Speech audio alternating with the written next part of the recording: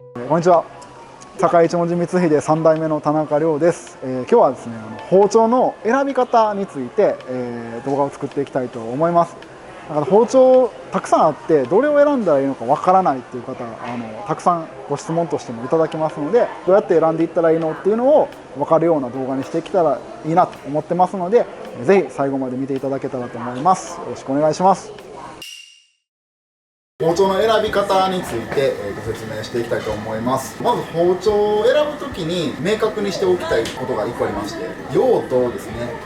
何に使うのかというところです。お仕事用に使うのか、もしくはご家庭用にお家で使うものなのか、はたまた趣味なのか、釣りをするからとかですね、そういったところをまず決めていただく必要があります。一番違うのがやっぱり何回どれぐらいやるかっていう作業の量の面。ご家庭用やったら例えばご飯作るのに3食分ご家族分だけとかでいいと思うんですけど、これは例えば、工場で、ひたすら、収穫した野菜を半分に切りますとかなったら1日で切る量が全然変わってくるし、使う包丁の形とかっていうのも全然変わってくるので、まずは用途これをしっかり固めて、包丁屋に来ていただけたらなと思います。お仕事用で包丁を使うという前提で、もうちょっと細かく詰めていきたいんですけど、パターンとしてあるのが、工場で加工場で使いますとか、そういった場合は、もう先輩にどれを使ったらいいかっていうのを聞いてください。それが一番シンプルで、そこに向けてなんか自分が好きなダマスカスの牛刀を買ってきましたとか言われたら、多分それはもう持ってこなくていいって言われちゃうので、しっかりその職場に合ったものを買うようにっていうところですね。レストランで使いますと、これが結構、たくさん、お客さんでもご相談していただくことがあります。この時に気にしていただきたいのはやっぱり、先輩が、進めているものっていうのは一個前提として、考えておいた方がいいと思います。やってもらいたい作業とかすでにあるかもしれないので、それに合わせてペティナイフで野菜だったり、果物の処理をしてほしいとかっていうことであれば、そのペティナイフを買うとかですね、何を求めているかっていうのを踏まえた上で選ぶ必要があります。次がですね、ジャンルですね。例えば和食をやってたら片刃の和包丁になりますし、フレンチだったりイタリアンのレストランだったら、牛刀っていう汎用性の高い包丁とか、下処理用のペティナイフ小さい包丁とのセットになりますねとかっていうお話になってくるので、ジャンルとそれから求められる仕事ですね、そこを明確にして選ぶといいと思います。次に、選ばないといけないのが素材ですね。で大きく2つありまして、まずステンレスの包丁と、それから鋼ですね、炭素鋼とも言いますが、その2方向で大体選ぶ必要があります。ステンレスの包丁は、錆びにくい包丁で、鋼の包丁は錆びやすい包丁と思ってください。なんで錆びる包丁を置いているのかという話もしていきたいんですけど、鋼の方が同じ値段で、同じ用途の包丁があった時にいい包丁が作れます。ステンレスっていうのは、鋼の包丁にクロームという成分を 11% 以上とか、含有して赤錆とかが出る前にクロームと酸素をくっつけて、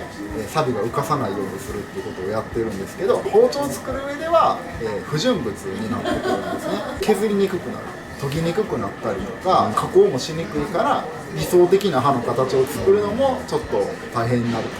というようなところがあるので、値段が上がってしまうっていうのと研ぎにくくなってしまうっていう要素があるので、そういうことを好まれない方は鋼の包丁を買って、自分なりにしっかり手入れして使っていくっていうことを、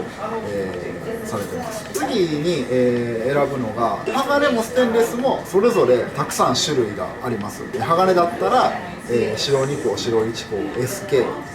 青2青1青紙スーパーとかですね、代表的なところでも、それだけ種類がありますし、ステンレスでも、8A とかモリブデン鋼、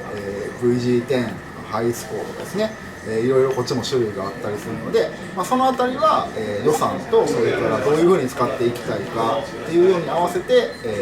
店員さんと相談するとか商品を調べていくといいと思います。種類によって何が変わってくるんですか？硬さが一番簡単な、